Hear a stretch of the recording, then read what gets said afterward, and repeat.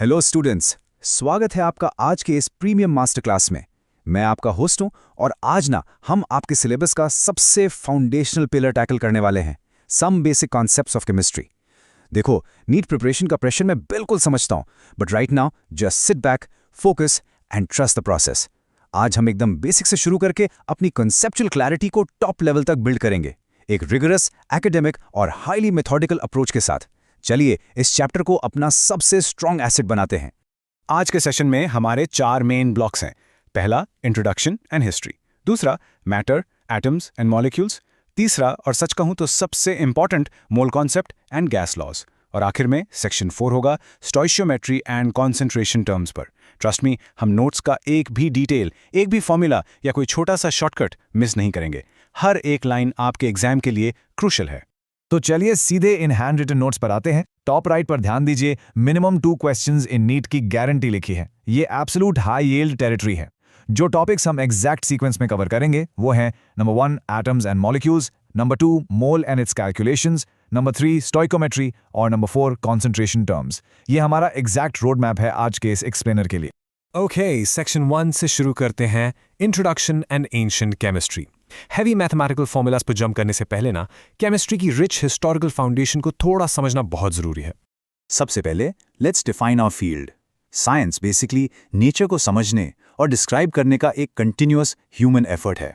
इसमें हम everyday changes observe करते हैं, राइट? जैसे दूध से दही बनना, गन्ने से विनेगर बनना या लोहे में जंग लगना। साइंस की ब्रांचेस में आपकी फिजिक्स, बायोलॉजी, जियोलॉजी आती हैं, और केमिस्ट्री साइंस की वो स्पेसिफिक ब्रांच है जो मटेरियल सब्सटेंसेस की प्रिपरेशन, प्रॉपर्टीज, स्ट्रक्चर और उनके रिएक्शंस को डिटेल में स्टडी करती है। अब इस यूनिट के ऑब्जेक्टिव्स बिल्कुल क्लियर हैं। इसे पढ़ने के बाद हम इंडिया के कंट्रीब्यूशन और लाइफ में केमिस्ट्री के रोल को अप्रिशिएट कर पाएंगे। 3 स्टेट्स ऑफ मैटर को एक्सप्लेन कर सकेंगे। सब्सटेंसेस को एलिमेंट्स, कॉम्पाउंड्स और मिक्सचर्स में क्लासिफाई करेंगे। साइंटिफिक नोटेशंस और सिग्निफिकेंट फिगर्स का यूज सीखेंगे, जिसमें प्रिसिजन वर्सेस एक्यूरेसी का एग्जैक्ट डिफरेंस समझेंगे। हम एसआई बेस यूनिट्स को डिफाइन करेंगे और क्वांटिटीज कन्वर्ट करना सीखेंगे। लॉज ऑफ केमिकल कॉम्बिनेशन को एक्सप्लेन करेंगे। एटॉमिक, एवरेज, मॉलिक्यूलर और फॉर्मूला मास को समझेंगे। मोल और मोलर मास डिस्क्राइब करेंगे, मास परसेंटेज कैलकुलेट करना और एम्पिरिकल या मॉलिक्यूलर फॉर्मूलाज डिटरमिन करना सीखेंगे। और आखिर में स्टोइकियोमेट्रिक कैलकुलेशंस परफॉर्म करेंगे। रोल्ड हॉफमैन ने एक बहुत खूबसूरत बात कही है, chemistry is the science of molecules and their transformations. It is the science not so much of the 100 elements, but of the infinite variety of molecules that may be built from them. आपको पता है, chemistry शुरू से एक independent discipline नहीं था। Ancient times में लोग 2 मेन चीजों की तलाश में थे।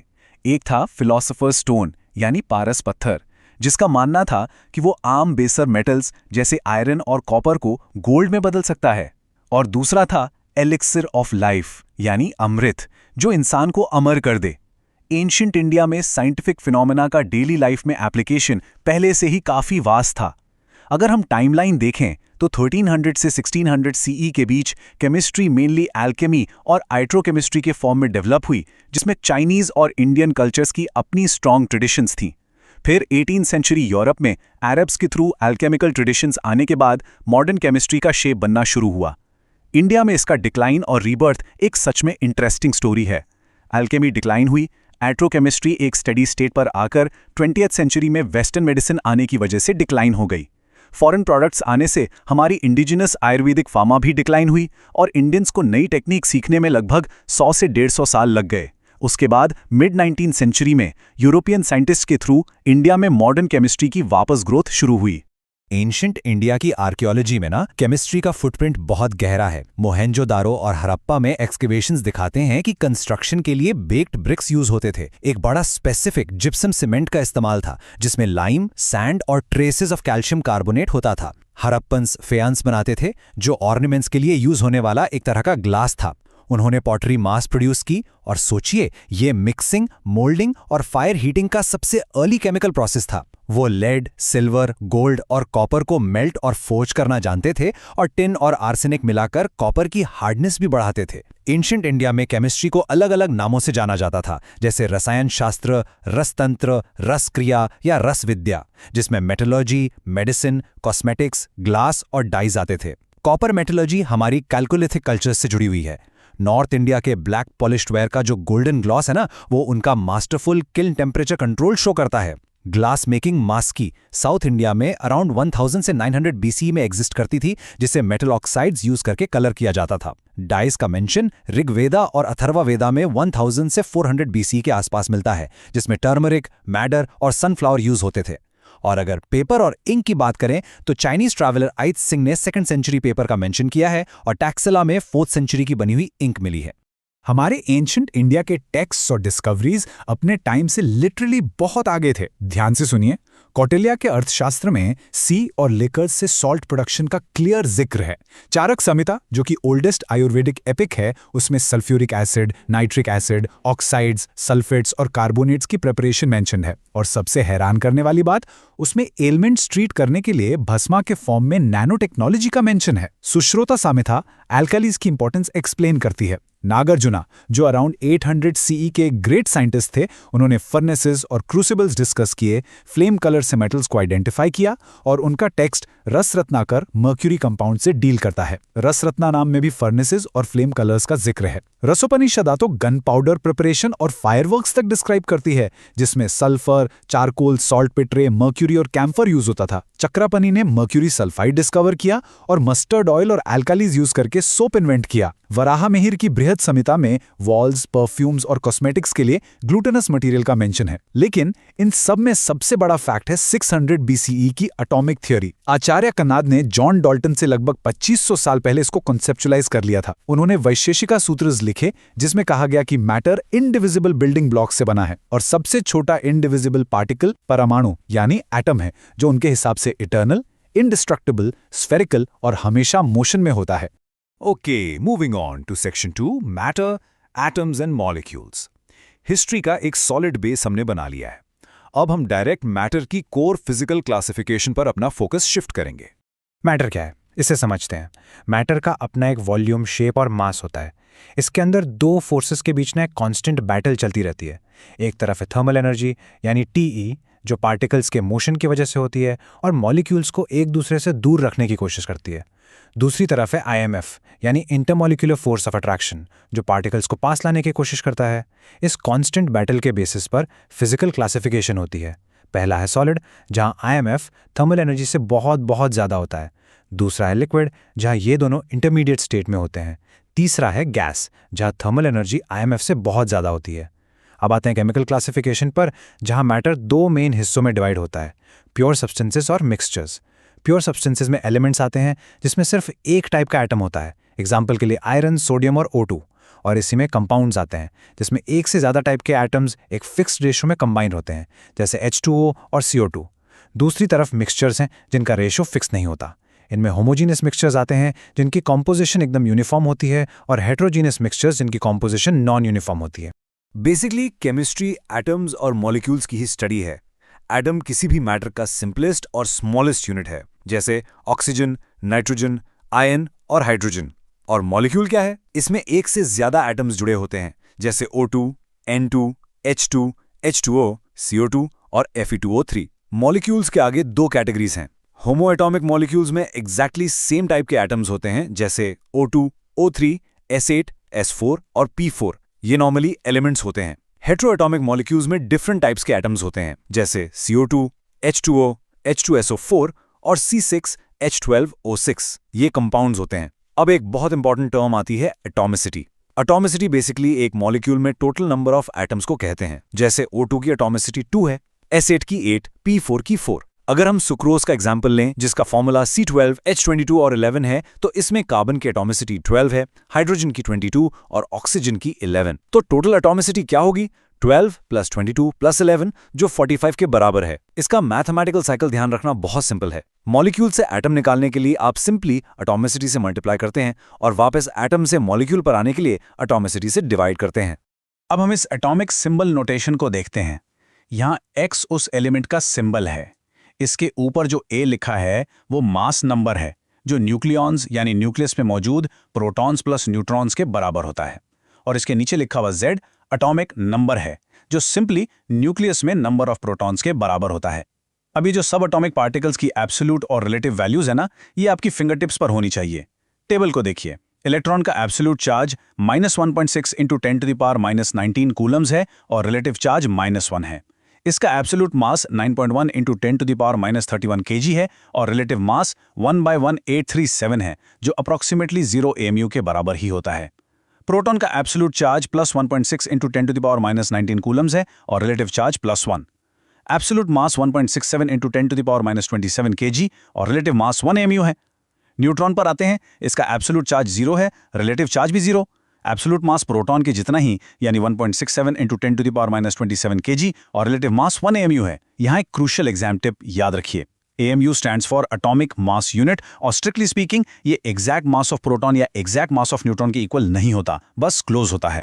इस मास ऑर्डर के इक्वेशन को समझना बहुत जरूरी है कॉन्सेप्ट्स क्लियर रखने के लिए। मास ऑफ न्यूट्रॉन लगभग मास ऑफ प्रोटॉन के बराबर होता है और ये दोनों इलेक्ट्रॉन के मास से बहुत ज्यादा होते हैं। अगर हम बहुत स्ट्रिक्टली बोलें तो mass of neutron mass of proton से थोड़ा सा ज्यादा होता है। अब क्योंकि इलेक्ट्रॉन इतना लाइट है, एक एटम का लगभग पूरा मास न्यूक्लियस में बैठे प्रोटॉन्स और न्यूट्रॉन्स के कारण होता है और इलेक्ट्रॉन्स के मास को हम कैलकुलेशंस में निग्लेक्ट कर देते हैं। तो किसी एलिमेंट के एक सिंगल एटम का एब्सोल्यूट मास कैलकुलेट करने का फॉर्मूला क्या बनता है? Mass number multiplied by mass of one proton और न्यूट्रॉन, यानी सिंपल टर्म्स में A multiplied by mass of proton, जो मैथमेटिकली होगा A multiplied by 1.67 into 10 to the power -27 kg। अगर इसे ग्राम्स में लिखना हो तो ये A multiplied by 1.67 into 10 to the power -24 grams हो जाएगा।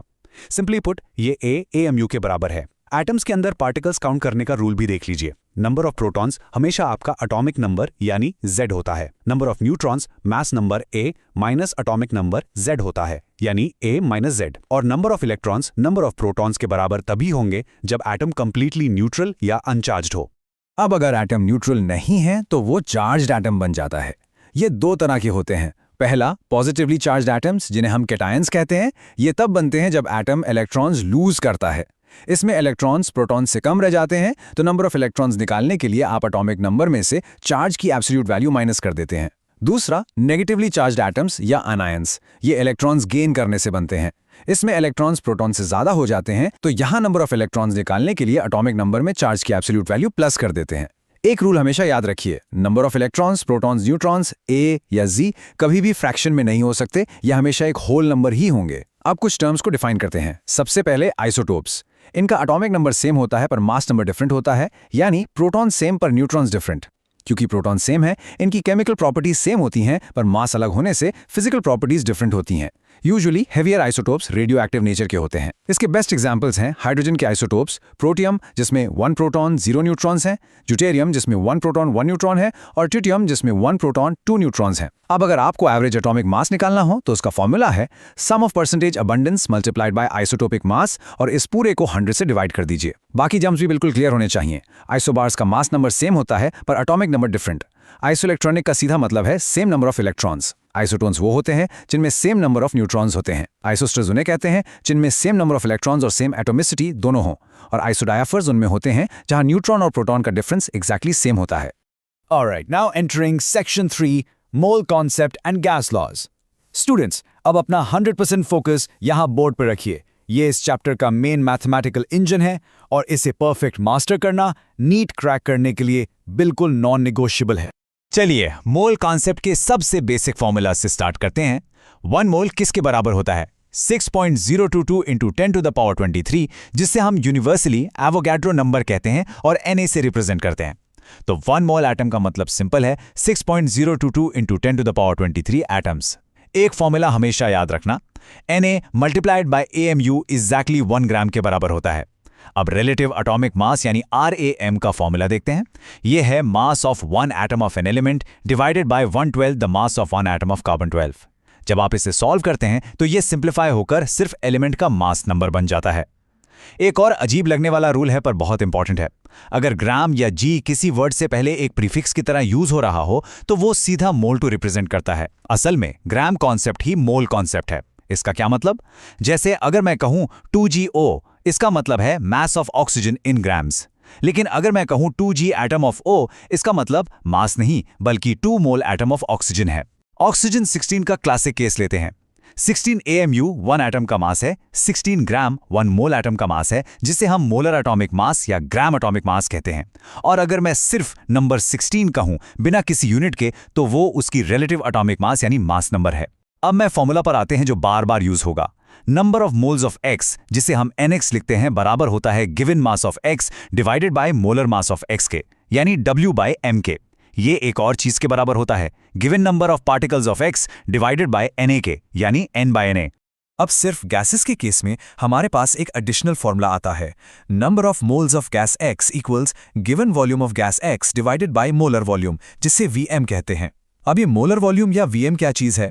ये 1 मोल गैस द्वारा एक गिवन टेम्परेचर और प्रेशर पर ऑक्यूपाई की गई वॉल्यूम है। याद रहे, Vm गैस के नेचर, एटमिसिटी या रिएक्टिविटी पर बिल्कुल डिपेंड नहीं करता। ये सिर्फ और सिर्फ टेम्परेचर और प्रेशर की कंडीशंस पर डिपेंड करता है। इसीलिए हमें स्टैंडर्ड मोलर वॉल्यूम की वैल्यूज याद रखनी पड़ेंगी। 273 केल्विन और 1 atm प्रेशर पर Vm 22.4 लीटर्स या 22,400 ml होता है। इसे हम ओल्ड STP कहते हैं। अगर कंडीशन 273 केल्विन और 1 बार प्रेशर हो तो Vm 22.7 लीटर्स या 22,700 ml होता है। ये न्यू STP है। और 298 केल्विन और 1 बार प्रेशर पर Vm 24.8 लीटर्स होता है, जिसे हम SATP कहते हैं। अब इन मोल्स को आइडियल गैस इक्वेशन में रखते हैं, जो है PV इक्वल्स nRT। P है pressure, V volume, N number of moles, R universal gas constant और T टेम्परेचर केल्विन में। अगर हम N को हमारे पिछले फॉर्मूला W बाय M से रिप्लेस करें तो इक्वेशन बनती है PV equals W bye M times RT। इसे थोड़ा रीअरेंज कीजिए तो PM equals W by V times RT बन जाता है। अब हमें पता है mass by volume actually density D होती है, तो इन सब को मिलाकर हमारा एक फाइनल गोल्डन फॉर्मूला बनता है PM इक्वल्स DRT।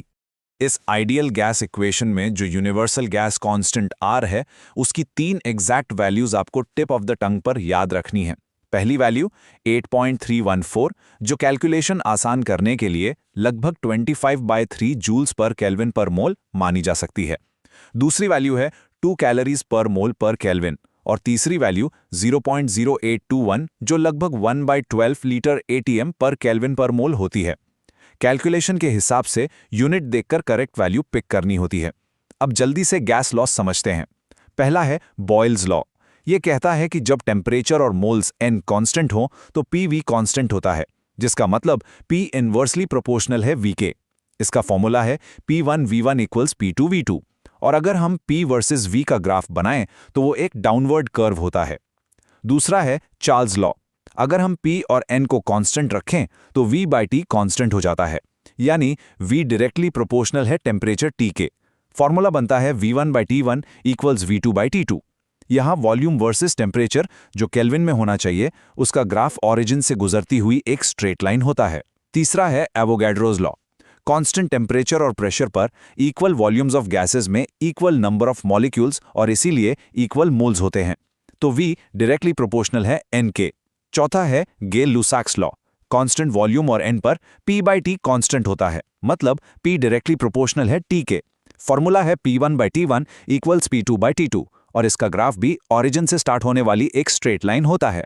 इन सभी लॉस को एक साथ मिलाकर हमारा कंबाइंड फॉर्मूला बनता है at constant N P1V1 by T1 equals P2V2 by T2। अब एक छोटा सा पर ट्रिकी कॉन्सेप्ट क्लियर करते हैं, वेपर डेंसिटी।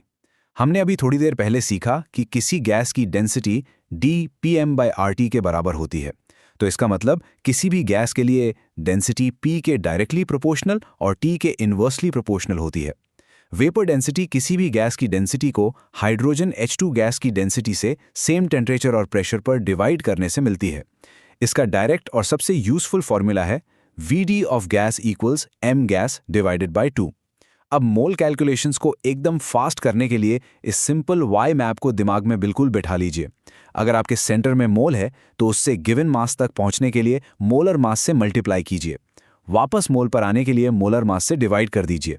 उसी तरह मोल से नंबर ऑफ पार्टिकल्स निकालने के लिए एवोगाड्रो नंबर यानी Na से मल्टीप्लाई कीजिए और वापस आने के लिए Na से डिवाइड कीजिए। और अगर आपको मोल से वॉल्यूम गिवन निकालना है तो Vm से मल्टीप्लाई कीजिए और रिवर्स आने के लिए Vm से डिवाइड कीजिए। ये एक बहुत ही आसान विजुअल मैप है जो नीट एग्जाम में आपकी कैलकुलेशंस लिटरली सेकंड्स में करवा देगा। Moving forward to Section 4, Stoichiometry and Concentration Terms. Students, ये हमारा आखिरी सेगमेंट है। यहाँ हम कुछ ऐसे डायरेक्ट, हाईली इफेक्टिव शॉर्टकट्स सीखेंगे जो एग्जाम हॉल में आपका बहुत सारा टाइम बचाएंगे। तो अटेंशन फुल रखिए। पहले केमिकल कॉम्बिनेशंस के 5 लॉज क्विकली देखते हैं जो आपको एग्जैक्टली ऐसे ही याद रखने हैं। 1. Law of conservation of mass, जो लावोसियर ने दिया था। इसका सिंपल रूल है कि रिएक्शन बैलेंस करते वक्त मास ऑफ रिएक्टेंट्स हमेशा मास ऑफ प्रोडक्ट्स के इक्वल होता है। एटम्स हमेशा कंजर्व्ड रहते हैं, कभी डिस्ट्रॉय नहीं होते।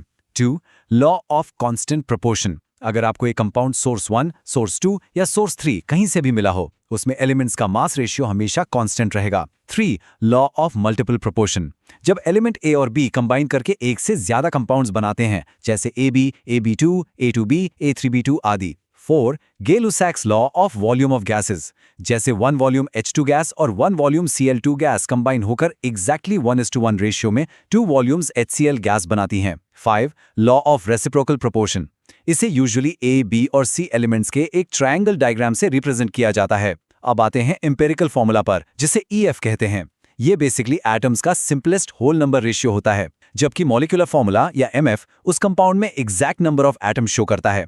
इन दोनों का रिलेशन बहुत सिंपल साइक्लिक फॉर्म में है। EF को एक नंबर n से मल्टीप्लाई करें तो MF बनता है, और MF को उसी n से डिवाइड करें तो वापस EF मिलता है। इस n की वैल्यू निकालने के लिए हम MF को EF से डिवाइड करते हैं, या फिर MF मास को EF मास से डिवाइड करते हैं। एम्पिरिकल फॉर्मूला निकालने का एक स्टैंडर्ड टेबल मेथड है, जो एटम्स, उनकी percentage, ratio by atomic mass और simplest whole number ratio columns पर बेस्ड होता है।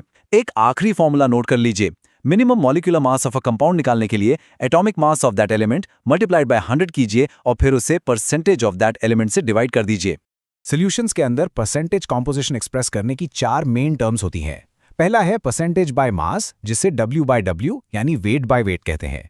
इसका फॉर्मूला है WA डिवाइडेड बाय टोटल मास यानी WA प्लस WB, और इस पूरे को 100 से मल्टीप्लाई कर दीजिए। इसका रियल एप्लीकेशन समझिए। अगर बॉटल पर 20% W by W NaOH aqueous solution लिखा है, इसका सीधा मतलब है कि 100 ग्राम टोटल सोल्यूशन में एग्जैक्टली 20 ग्राम NaOH प्रेजेंट है। दूसरा है परसेंटेज बाय वॉल्यूम यानी V बाय V। इसका फॉर्मूला है VA divided by total volume, VA plus BB into 100। तो 20% V by V NaOH solution का मतलब होगा कि 100 ml सोल्यूशन में 20 ml NaOH है। तीसरा है मास बाय वॉल्यूम या W बाय V। इसका फॉर्मूला है mass WA divided by total volume, VA plus BB into 100। अगर 20% W by V NaOH solution लिखा हो, तो इसका मतलब है 100 ml सोल्यूशन में 20 ग्राम NaOH प्रेजेंट है। चौथा और आखिरी टर्म है वॉल्यूम बाय मास यानी V बाय W। इसका फॉर्मूला है volume VA divided by total mass, WA plus WB into 100। यानी एक 20% V by W NaOH solution का मतलब होगा कि 100 ग्राम सोल्यूशन के अंदर 20 ml NaOH मौजूद है। अब थोड़ा प्रैक्टिकली स्टोइकियोमेट्री को हबर प्रोसेस के एग्जाम्पल से डिटेल में समझते हैं। इक्वेशन है N2 + 3H2 gives 2NH3। Standard reference में इसका मतलब है 1 मोल N2 और 3 मोल H2 रिएक्ट करके एग्जैक्टली 2 मोल NH3 बनाते हैं, या इन अदर वर्ड्स 1 मॉलिक्यूल और 3 मॉलिक्यूल्स मिलकर 2 मॉलिक्यूल्स बनते हैं। मास के टर्म्स में कैलकुलेट करें तो 28 ग्राम N2 + 6 ग्राम H2 से हमें 34 ग्राम NH3 मिलता है। अगर हम इस पूरी इक्वेशन को 10 से मल्टीप्लाई करें तो 280 ग्राम + 60 ग्राम मिलकर 340 ग्राम बनाएंगे। अगर 2 से डिवाइड करें तो 14 ग्राम + 3 ग्राम गिव्स 17 ग्राम, या 2 से मल्टीप्लाई करने पर 56 ग्राम + 12 ग्राम गिव्स 68 ग्राम। रेशियो हमेशा वही रहेगा। वॉल्यूम के टर्म्स में 22.4 लीटर्स + 3 × 22.4 लीटर्स मिलकर हमें 2 × 22.4 लीटर्स NH3 गैस देते हैं। पर एग्जाम के लिए और स्पेसिफिकली नीट के लिए सबसे यूजफुल है क्रॉस मल्टीप्लिकेशन का शॉर्टकट मेथड। इसे ध्यान से सुनिए। अगर स्टैंडर्ड रेशियो है 28 ग्राम N2 + 6 ग्राम H2 गिव्स 34 ग्राम NH3, और सवाल में आपको WN2 और WH2 गिवन है जो मान लीजिए 11 ग्राम NH3 बनाते हैं, तो लंबा मेथड छोड़कर सीधा क्रॉस मल्टीप्लाई कीजिए। WN2 होगा 28 × 11 डिवाइडेड बाय 34 ग्राम्स, और WH2 निकालना हो तो 11 × 6 डिवाइडेड बाय 34 ग्राम्स। एक और एग्जाम्पल मीथेन कंबशन का लेते हैं। CH4 + 2O2 gives CO2 + 2H2O। यहाँ स्टैंडर्ड कंडीशन है 16 ग्राम CH4 + 2 × 22.4 लीटर्स O2 gives 1 मोल CO2 + 36 ग्राम H2O। अगर एग्जाम में आपको 10 ग्राम CH4 दिया है तो वॉल्यूम ऑफ O2 सीधा होगा 10 × 2 × 22.4 divided by 16 litres. Moles of CO2 होंगे 10 × 1 डिवाइडेड बाय 16 मोल्स, और बनने वाले वाटर का मास होगा 10 × 36 डिवाइडेड बाय 16 ग्राम्स। एकदम सिंपल और फास्ट। रिएक्शंस में प्योरिटी और यील्ड का कॉन्सेप्ट भी समझना जरूरी है। प्योरिटी जनरली रिएक्टेंट्स पर अप्लाई होती है। Given mass of reactant sample हमेशा mass of pure reactant plus impurities के बराबर होता है। इसका फॉर्मूला है percentage purity equals mass of pure reactant divided by given mass of reactant sample, और इस पूरे को 100 से मल्टीप्लाई करते हैं। वहीं दूसरी तरफ यील्ड का कॉन्सेप्ट हमेशा प्रोडक्ट्स पर अप्लाई होता है। एक्चुअल या एक्सपेरिमेंटल यील्ड वो होती है जो रियलिटी में लैब में मिलती है, और थ्योरेटिकल यील्ड वो है जो हम स्टैंडर्ड स्टोइकोमेट्री से पेपर पर कैलकुलेट करते हैं। फॉर्मूला है percentage yield equals actual yield divided by theoretical yield multiplied by 100। अब आते हैं लिमिटिंग रिएजेंट या एलआर के कॉन्सेप्ट पर। ये रिएक्शन में वो रिएक्टेंट है जो सबसे पहले पूरा कंज्यूम हो जाता है और रिएक्शन वहीं रुक जाती है, और एक्सेस रिएक्टेंट ईआर वो है जो रिएक्शन खत्म होने के बाद भी बचा रह जाता है। एलआर फाइंड करने का ये शॉर्टकट ध्यान से सुनिए। जो भी गिवन नंबर ऑफ मोल्स हैं उनको सीधा उनके बैलेंस्ड कोएफिशिएंट से डिवाइड कर दीजिए, जिसका रेशियो सबसे कम आएगा। सिंपल है, वही आपका लिमिटिंग रिएजेंट है। जैसे N2 + 3H2 gives 2NH3 reaction में अगर आपको 10 मोल N2 और 10 मोल H2 दिए गए हैं तो N2 का रेशियो होगा 10/1 यानी 10, H2 का रेशियो होगा 10/3 यानी 3.33। तो रेशियो किसका कम आया? H2 का, इसलिए LR यहाँ H2 है और ER N2 है। बुक वाले इस लंबे मास लॉजिक ब्लॉक मेथड को इग्नोर कीजिए, उसमें क्रॉस लगाया है। नीट में हम इस फास्ट मोल रेशियो शॉर्टकट से अपना टाइम बचाएंगे। आखिर में हम सॉल्यूशंस की मेन कॉन्सेंट्रेशन टर्म्स को समराइज करते हैं। 1. फ्रैक्शन टर्म्स, जिनकी वैल्यू हमेशा 0 से 1 के बीच आती है। इसमें मास फ्रैक्शन है WA divided bye WA + WB, volume fraction है VA divided bye VA + VB, और मोल फ्रैक्शन जिसे हम सिंबल खाई से दिखाते हैं उसमें XA = NA divided by NA + NB और XB = NB divided by NA + NB होता है। याद रहे, XA + XB मिलकर हमेशा 1 होते हैं और XA/XB एक्चुअली NA/NB के बराबर होता है। 2. मोलालिटी स्मॉल m, ये डिफाइन करती है 1 kg सॉल्वेंट में मौजूद मोल्स ऑफ सॉल्यूट। ये टेम्परेचर इंडिपेंडेंट होती है। फॉर्मूला है m = n solute in moles divided by W solvent in kg। अगर ग्राम्स में लिखना हो तो इसका एक्सपैंडेड फॉर्म है W2 × 1000 divided by M2 × W1 in grams। इसकी यूनिट मोल पर kg या मोलाल होती है। एक और रिलेशन फॉर्मूला है molality equals mole fraction of solute into 1000 divided by mole fraction of solvent into m solvent. 3. Strength of solution, जिसे S कहते हैं, ये 1 लीटर सॉल्यूशन में सॉल्यूट का मास होती है। S = W solute in grams divided by V solution in liters, unit है G/liter। 4. Molarity capital M, ये बहुत कॉमन है। ये 1 लीटर सॉल्यूशन में मोल्स ऑफ सॉल्यूट को रिप्रेजेंट करती है, और क्योंकि इसमें वॉल्यूम इन्वॉल्व है ये टेम्परेचर डिपेंडेंट होती है। M = n solute in moles divided by V solution in liters। Expanded form है W2 × 1000 divided by M2 × volume in ml। इसकी यूनिट मोल पर लीटर या मोलर होती है। अब इन टर्म्स के बीच के 3 इंपॉर्टेंट रिलेशंस देखिए। 1. Strength equals molarity into molar mass of solute. 2. molarity = 10 × percentage W/W of solute into density divided by molar mass of solute. 3. molality = 1000 × molarity divided by 1000 × density minus molarity into m solvent. अगर dilution करना हो तो हम M1V1 = M2V2 formula use करते हैं, और अगर दो सॉल्यूशंस मिक्सिंग कर रहे हैं तो Nmix = M1V1 + M2V2 divided by total volume Vmix होता है। तो स्टूडेंट्स, आज हमने इन स्ट्रिक्टली हैंड रिटन नोट्स का हर एक फॉर्मूला, हर एक शॉर्टकट बहुत डिटेल में कवर कर लिया है। अब जाने से पहले मेरी एक बात ध्यान से सुनिए। हमने अभी पढ़ा कि मोलैरिटी टेम्परेचर के आगे पीछे होने के साथ चेंज होती है, राइट? तो सोचिए, ऐसी कौन सी स्पेसिफिक लेबोरेटरी या इंडस्ट्रियल